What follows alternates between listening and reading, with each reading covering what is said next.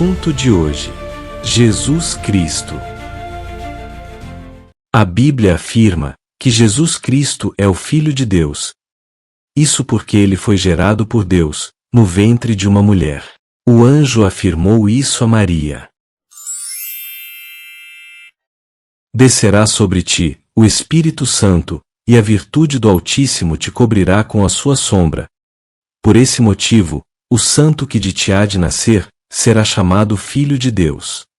Lucas 1, versículo 35.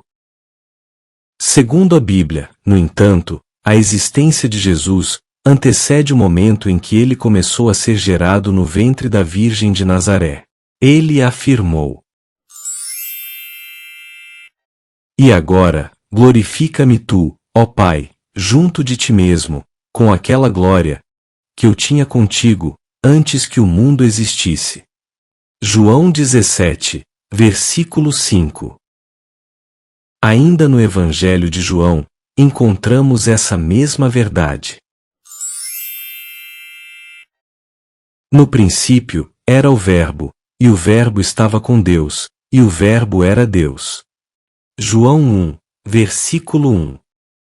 Deus nunca teve princípio, e durante todo o tempo em que Deus existe, Jesus estava com Deus. A existência de Jesus antecede os dias da eternidade passada, por isso, ele é chamado de Pai da Eternidade. Porque um menino nos nasceu, um filho se nos deu, e o principado estará sobre os seus ombros, e se chamará o seu nome: Maravilhoso, Conselheiro, Deus Forte, Pai da Eternidade, Príncipe da Paz. Isaías 9, versículo 6. O verbo ou a palavra, mencionada neste texto, refere-se a Jesus Cristo, pois foi ele, a palavra ou o verbo, que existindo na mesma forma espiritual de Deus, se tornou carne, e veio morar entre os seres humanos. E o Verbo se fez carne, e habitou entre nós. João 1, versículo 14. Também encontramos a informação de que Jesus era igual a Deus, sendo Deus no mais alto sentido, exatamente igual ao Pai.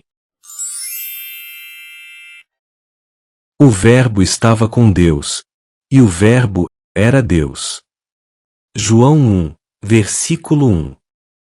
Quando a Bíblia afirma que o Verbo era Deus, isso não significa que Jesus era a mesma pessoa do Pai, mas que Jesus era igual a Deus, sendo Deus, no mais alto sentido. Esta verdade, de que Jesus é Deus, igual ao Pai, e que possui a mesma essência de Deus, é encontrada em diversos textos da Bíblia. Sendo em forma de Deus, Jesus não teve por usurpação ser igual a Deus. Filipenses 2, versículo 6. Usurpação é tomar um lugar que não te pertence por direito, como Satanás procurou fazer, ao tentar tomar o lugar de Deus. Não é o caso de Jesus. Não era usurpar o lugar de Deus, ao permanecer igual a Deus, pois Jesus possuía este direito, pois ele era igual a Deus na essência. No entanto, mesmo possuindo a mesma natureza e a mesma essência de Deus, Jesus se humilhou, e desceu de sua alta posição de igualdade com Deus, se fazendo carne, e vindo habitar entre nós. Ele vestiu sua divindade com a humanidade. Apesar de não deixar de ser igual a Deus, aqui ele viveu como um ser humano. Dos quais são os pais, e dos quais é Cristo, segundo a carne, o qual é sobre todos, Deus bendito eternamente. Amém.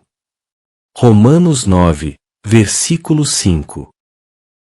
A Bíblia afirma que ele teve que humilhar-se para tomar nossa natureza.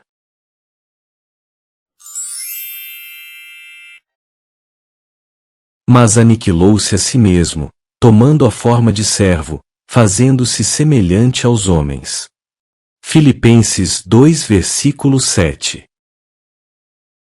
Ao tomar nossa natureza, foi necessário também que Jesus morresse em nosso lugar, para assim pagar nossa dívida, que a humanidade herdou, por causa do pecado de Adão. Pois assim como, por uma só ofensa, veio o juízo sobre todos os homens, para condenação, assim também, por um só ato de justiça, veio a graça sobre todos os homens, para a justificação da vida. Romanos 5, versículo 18. Através da morte de Jesus, com nossa dívida paga por ele, temos acesso à vida eterna.